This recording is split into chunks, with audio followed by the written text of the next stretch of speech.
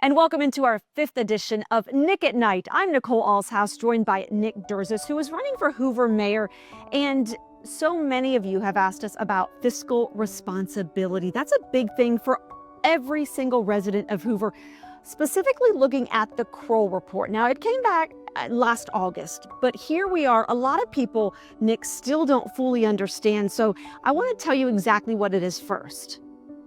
The Kroll Report is a forensic accounting and review and analysis of the finance department operations. It was completed, as I said, in August of last year. This report is a supplemental audit, meaning every year the city must conduct an annual audit of its books and operations. The Kroll Report was an additional audit that looked into budgeting, policies, and procedures and other aspects of the finance department. And one thing you should know, that Kroll is a widely known and highly respected institution. So if you have not researched it yet, please do so. But in the meantime, sir, fiscal responsibility, you being in a position where you're running for mayor, that's top priority, isn't it? It is. And since I announced my candidacy almost four and a half months ago, we've been talking about accountability and fiscal responsibility. It's essential that our residents have full faith in our city government, that we're going to treat their tax dollars like we would treat our own. And again, I think the Kroll Report is a very, very complex, long, and to sit down and try to understand it, it's tough. And I think that most people probably don't really have a good grasp of it. And that's exactly why we're doing this here now. Let's talk about something. It has been controversial because even council members have made statements, or there's been emails exchanged talking about it. Well, there have. In fact, I've obtained an email sent out to the entire city council on December 19th, 2023, where council president John Nite says, and I quote, "Barfield, who was a city auditing firm at the time, and the city CFO agreed. They've never seen Hoover's financials in such shape, and they have used the phrase, the wheels had come off the bus." End quote. End quote. So when you heard that and read that, what did you think? Well, you just got to question what's taking place. I mean, that's a pretty strong statement from an auditing company and the new CFO at the time. So I just think there were a lot of people, citizens, employees of the city, that just kind of wondered exactly what took place. And again, I'm not sure everybody still understands what that means. Well, that's what I was going to say, because if you think about it, you have a normal audit. And then if there's a secondary audit, which the Kroll Report was a secondary audit, correct? That can cause people to think red flags immediately. Right. And I will give Councilor Christy Driver, who was new to the council at the time, she asked the mayor, we need to do a forensic audit. So the city spent $236,000. The mayor commissioned the audit, not through the city of Hoover, but actually through the city attorney for attorney-client privilege. And again, the $236,000 was spent.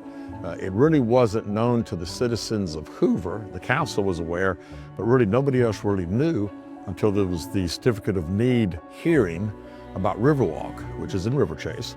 They had the certificate of need hearing, and under testimony, it came out that there was a forensic audit. And I think there were a lot of people too that were kind of taken aback that really nobody knew this was taking place.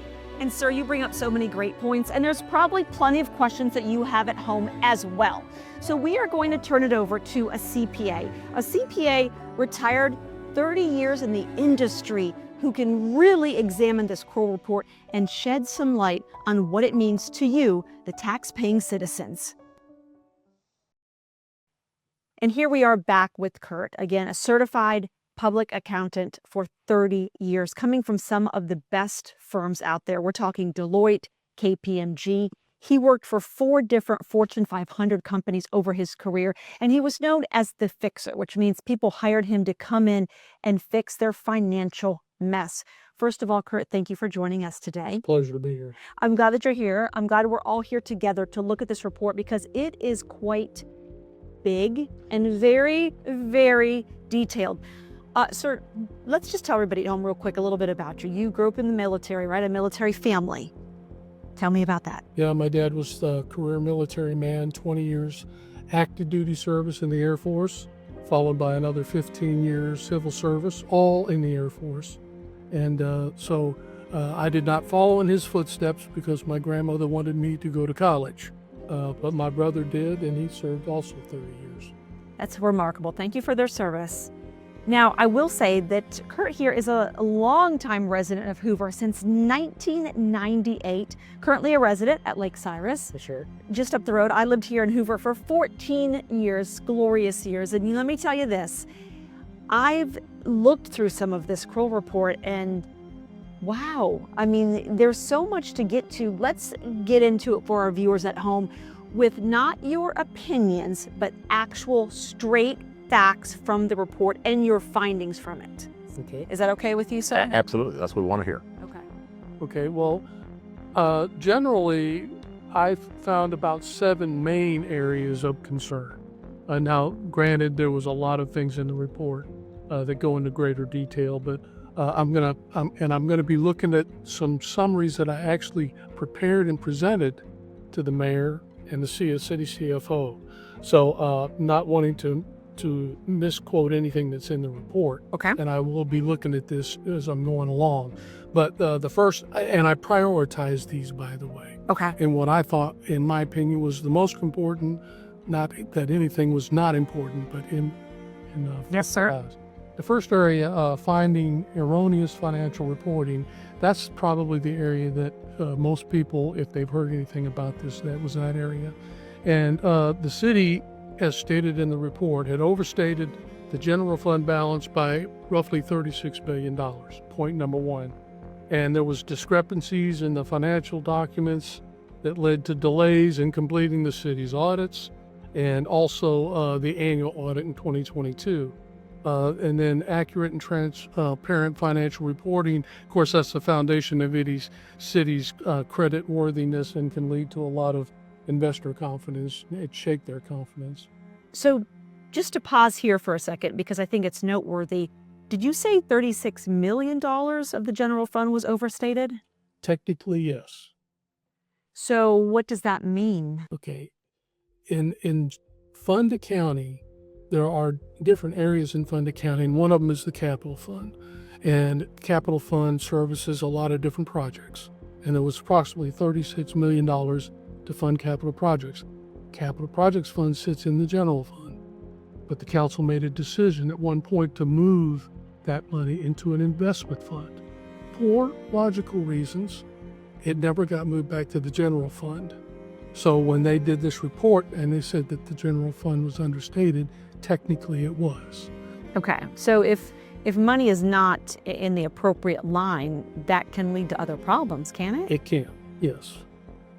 And when people are looking at the financials and they're only looking at the general fund and they're trying to determine funding and awards and grants and things of that nature, and they're looking at the general fund and they're relying on the balances in the general fund, it can be a problem if it should be there and it wasn't. So in layman's terms, it's if you've got city officials making decisions based on numbers that aren't accurate, that's really where the issue lies.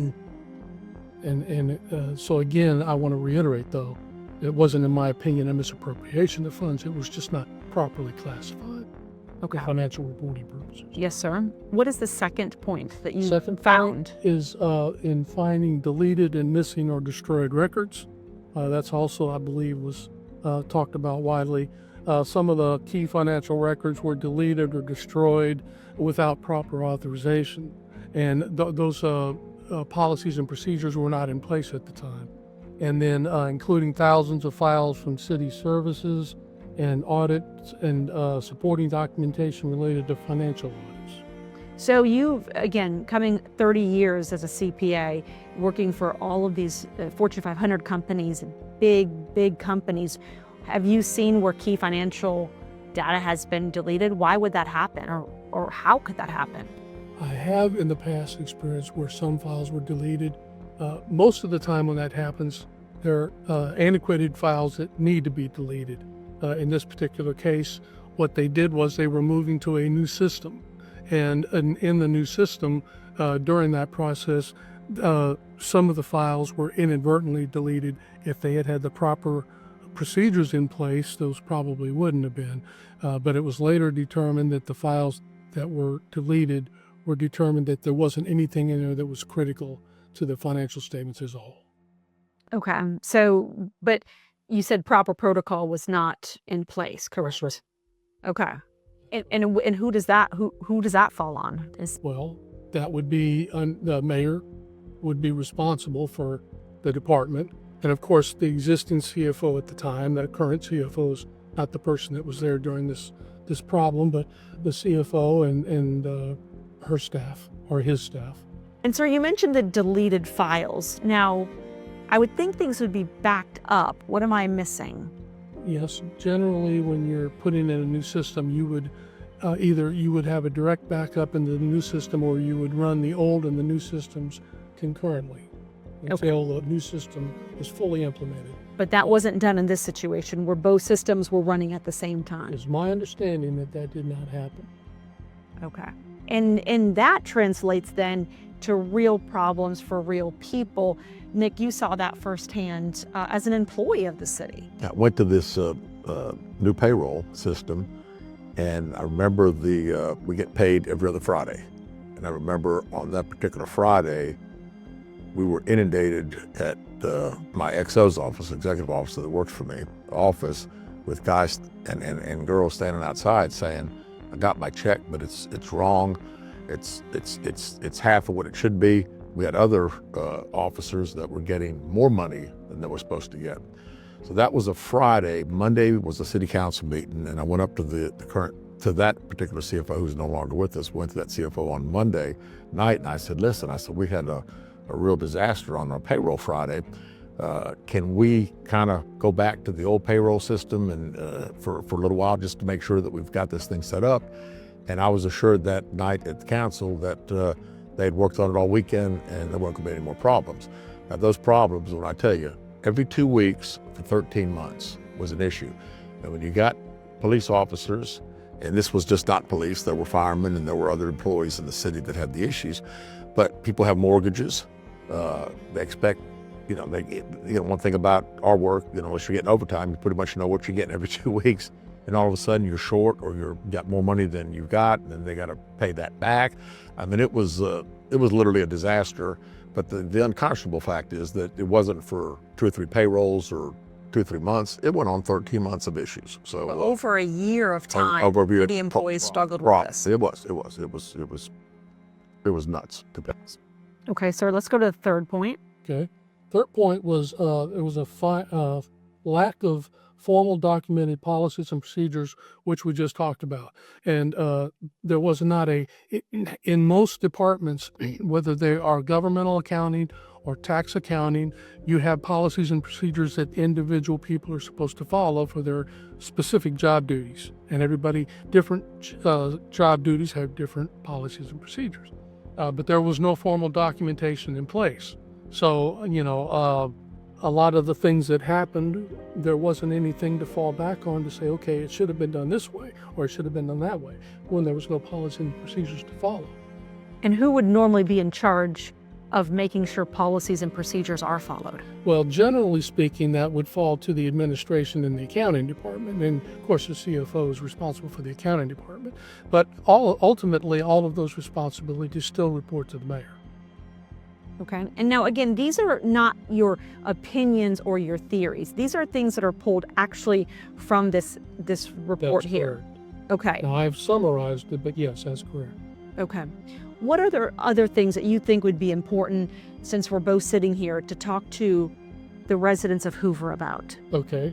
The next thing I was going to talk about was the actual system that they put into place that I was telling you about. And it was called a Munis ERP system.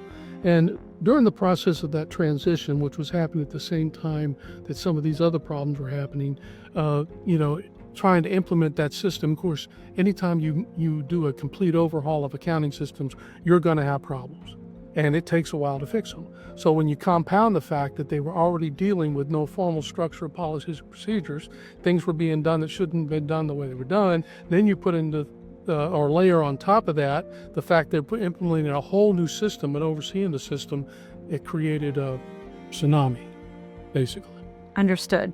And another thing in this report that I think people would care about, the findings of understaffing and high turnover in the finance department. Tell me about that. Yeah, and I summarized that finding as well. There was a severe understaffing problem. There was a very high turnover problem. Over 80% of the department turnover, I believe, in a period of 2 years. And then they also found that many of the people that were filling some of the basic accounting roles within the department also lacked specific skills that were needed for those specific jobs. So when you had the fact that some of those people were underqualified and you had understaffing, again, you can see how this tidal wave kind of hit. I want you to pause there for a second. You, Nick, coming from the law enforcement background, in your career, have you ever had an 80% turnover of a department or police officers, or 80%? No, we'd be out of business. We did, because it takes a lot of experience to be able to do what we do. I think the other thing that should be mentioned when Kurt talks about that we're understaffed.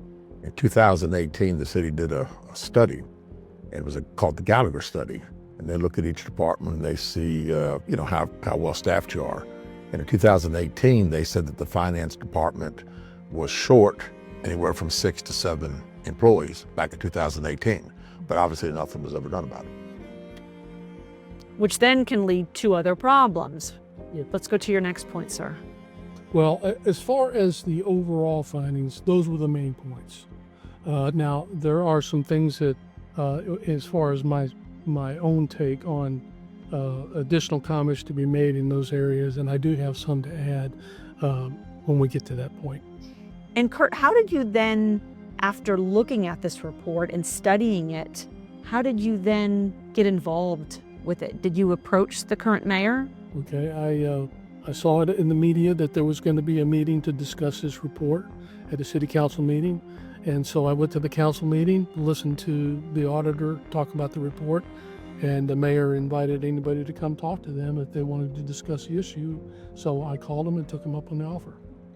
So after you gave him your bullet points of what you thought, after you've studied it, what did the mayor say because you obviously had concerns. You obviously had things that did not set right with you. Did you tell him that? I did. I told him that I thought the report was very bad. And I actually made one comment that in the departments that I have run, which were large tax departments, if my departments had received an audit report like this, more than likely I would have been fired. Now, that's my personal opinion, but probably as true as I can get. Well, and when we're talking about, this is not just any report, these are dollars that the residents of Hoover, tax dollars we're talking about, and how they're being spent and how things are going down. Nick, when you first looked over it, what did you think? Well, I've been with the city for a long time. It was a little unusual to see in this period of time 3 CFOs, 2 administrators. It just looked like a lot of lack of institutional control. And again, as I stated earlier, when you've got reading these type of things, and then you've got payroll issues with for 13 months, just seems like this doesn't make a lot of sense. And Kurt, when you expressed your thoughts to the mayor as a longtime resident of Hoover, how was it handled? Was it addressed? Was it dismissed? What take did you get from it? Well, I will say in the meeting they were very receptive and very professional. I think that they have corrected some of the issues that need to be corrected. There's still issues outstanding. To get to the point that they got to was the part that was most concerning to me, how it could be that mishandled for so long before something was done, and had it not been for the Kroll Report, I don't know that we would be where we're at today with some of the things that they've done to correct some of those problems. So when you mentioned that you were surprised that it got to this level, what are we talking here, time frame?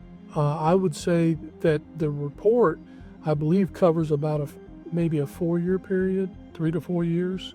And obviously with the turnover we talked about before, that doesn't happen overnight. That's a long-term thing where things tend to fester when people are coming and going. So, I believe that the report started around 2019, if I remember right. It was covering basically that period up to 2022. And let me ask you a question real quick. There were some findings that we didn't pay the IRS some tax notices, and we got fined. Is that right? Yes, and that was about, I believe, $400,000 plus. And I, as a tax person, I was very concerned about that. That's just not something that should happen under any circumstance. $400,000. I believe that was what the tax liability was that was mentioned. So when you say fined on that amount, or that's what the city of Hoover had to pay for those issues? Well, that was a fine, I believe, by the IRS. So That's not just the liability. So would those be, who pays the fine then? Tax dollars? That comes out of taxpayers' dollars, yes. So when you think of as a resident of Hoover, what could have been done with $400,000 for the city? What is that? And that's, for me, that's a lot of money. I don't know about most people, but in the tax world, errors like that, you try to minimize any kind of tax errors that are going to result in penalties. That's the biggest no-no, is the penalties. So that's something that, in my opinion, from a tax perspective, is frankly inexcusable. And when you look at this report, at the end of the day, you said it's not a great report by any means. What does that mean, big picture, moving forward for the city of Hoover? Or what is there potentially that could go sideways as a result? Well, anytime that you see that any kind of entity has received a report like this, you have to be concerned about the internal structure and how much damage was done, and how quickly can it be turned around, how quickly can the required improvements and corrections be made. Their concern would be, okay, have we fixed all these problems? And if we haven't fixed them all, what's remaining? And if whatever's remaining, how long will it take to fix those problems? Yeah, I mean, here's what I'm thinking. As a mom, strictly as a mother, 2019 to 2024-ish, that's a pretty big gap, right? We're talking for some years. So just now, a policy and procedures document was created. So I just think of running a home, it's mass chaos. I've got 3 kids and it's mass chaos. If I did not have policies and procedures out of the gates, you've raised kids. Do you have children, sir? My children are grown, but I have grandchildren. Yes, you have to have structure and policies and rules and guidelines, and everybody has to be rowing in the same direction, or the home is just chaos. And as a woman, I work full time, but I'm also the CEO of my home. So that's so important. And I think the women out there, how that feels. Like, you've got to have a policy. So I'm just really surprised that we are just now getting them. You're right. They didn't have a formal document until now. And it took about a year, or since this hit the media about October, it took them that long to get this policy and procedures document in place. But even during this 4 years that you're referring to, there was nothing. They did not have one. So that's my understanding. Yeah, so you're looking at the 4 years plus the other year. So that's where I get that kind of 5-year window from, unless I'm misunderstanding something. No, I think you're right. And Nick, when you hear Kurt talk about this strictly from a factual standpoint, your thoughts, and have you talked to the mayor about it yourself, or heard? No, I have not. I know that the mayor, ever since the Kroll Report came out, that he's always repeatedly stated that it was a good report. And after listening to Kurt and learning a bit more today, I would not say that it was a good report. I would say it was a very, very bad report. And it seems like, generally speaking, when the mayor talks about the Kroll Report, it tries to spin it as something very good. And as far as I'm concerned, to say it's something very good, I would think it's very bad. And when very bad, you said if you had got a report like this, you probably would have been canned from your job. Yes. So there, obviously, Nick and I don't come from a CPA background. You do come, obviously, 30 years of doing that. When you, in closing, right, there's so much more we want to dive into. We just don't simply have the time for this series, Nick at Night. But material findings, what are your thoughts when you read that, hear that? In the world of forensic audits, if you have a finding, that's an issue to be considered seriously. If it's a material finding, that means you have a serious problem. That means that you've got something that you must address, and you must address immediately. And I thank both of you for your time. Kurt, thank you for shedding some light on this Kroll Report. Nick, thank you for taking time as well. And for you at home, listen, we've got the election August 26th. Mark your calendars. In the meantime, I know you've got questions. You've been asking, and we have been listening loud and clear. We're going to go outside. Kurt, you get to go to dinner now. Well, what? Okay. I'm good at eating. Okay. Kurt, thank you for your help. And same to you. I appreciate it very much. Yes, sir. And we're going to head outside, Nick and I, for your questions for Nick at Night. And as promised, we are outside with Nick for your questions. Are you ready, Nick? Ready. Let's get into them. This first one comes from Jeremy. This is related to an earlier episode we did on the Hoover City Park. So Jeremy asks, and I'm going to quote it, "I agree that Shades Mountain Park is outdated, but Hoover East has been majorly ignored. Are you aware the first few weeks of the season, the park had no water, which resulted in using portable toilets? Then those repairs created a major safety issue with all the fences being electrified. Even to this day, all electricity at the park is turned off to prevent someone from being shocked. Thank you for focusing on providing services that help family life in Hoover." So what do you have to say to Jeremy? Yeah, we had the Park and Rec episode last week, and I've gotten a lot of phone calls from parents that use Hoover East. The electrified fence situation, to my knowledge, even as of today, is still, everything's turned off, so there is no power. And again, we talk about planning, and we talk about, if you fail to plan, your plan fails. And it just seems like with all these issues, from the toilet and water and electrified fence issue, parks need some care. And I look at we spent $6 million back in May to help fix the sewer system for Inverness and River Chase, which was just something that came out of the blue. Then we settled a lawsuit at 150 and 31 in front of Walgreens, $4 million there. That's $10 million. And I would say to the public out here, what do you think we could do with $10 million? Not necessarily with $10 million all go to Park and Rec, but some other things that we could do to help the citizenry in Hoover get some things done. And it just seems like, again, no planning. These things pop up.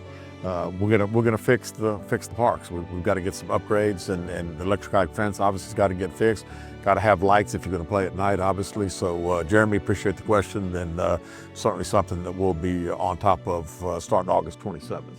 Perfect. Next question. This is from Julie from Country Club Highlands neighborhood. And she writes, "Several years ago, Mayor Brocato passed a $2 per room per night bed fee on Hoover hotels that was supposed to go towards supporting tourism in Hoover, marketing and promotion of Hoover businesses, restaurants, and events. Where is that money being spent?" is Julie's question. Okay. To my knowledge, first of all, we've got over 25 hotels. We've got some that are actually under construction down in the city. The $2 tax that the mayor wanted to put on was opposed by a lot of the hotels when it first came up. So they sat down and worked out this deal that the $2, which comes out to about $1 million a year, actually, that money would be utilized to promote the city, promote the hotels, promote just all the positive things that we've got going in the city. And as of today, we're the sixth largest city in Alabama. We don't have a tourism. We used to have a director of tourism who was Tanette Lynch, who Tanette worked for the city for many, many years, Aldridge Gardens too, who's actually on the state tourism board. I worked with Tanette, by the way, for years. Phenomenal lady. Yeah, and tourism, today we don't have a tourism director, and it just seems like that money just goes in the general fund, and I guess it's utilized wherever, but we don't have anybody actually out there promoting the city like we should. And I can tell you, tourism's coming back to the city of Hoover in the next administration. Well, and if you're not on top of tourism nowadays with all your fringe cities that are promoting it and investing in it, it leaves you in the dust. And let me make this comment. Abby Stockard went to the Miss America in Orlando in January. The city did nothing. They have a program. There was nothing that the city would have said, go Abby, good luck to you. Nothing. Where all these other cities in America are talking about it. It just seems like We ought to be very proud that she is Miss America. We don't talk about it. Now, for the second year in a row, last month, Miss Hoover became Miss Alabama again. So Miss Alabama will be going to Miss America here in a few months, actually. And I would say to the city of Hoover right now, let's get in the program. Let's congratulate the young lady, and let's be proud. Let's let everybody know that she's from Hoover, Alabama. On the count of 3, we're going to give it to her now. Ready? Congratulations on the count of 3. 1, 2, 3. Congratulations. And this next question comes from Heather. She lives in Bluff Park. You ready for it?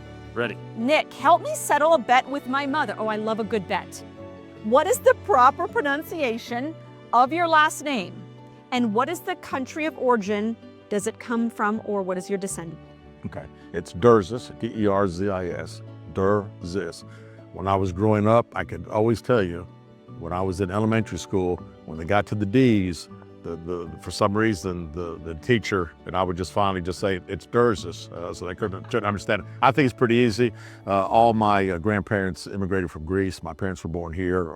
I was obviously born in Berlin, Germany, with my dad being in the service, but all my grandparents for Greek descent, good food, good pastries. You know I'm going to have to ask this because the Greeks always claim pizza.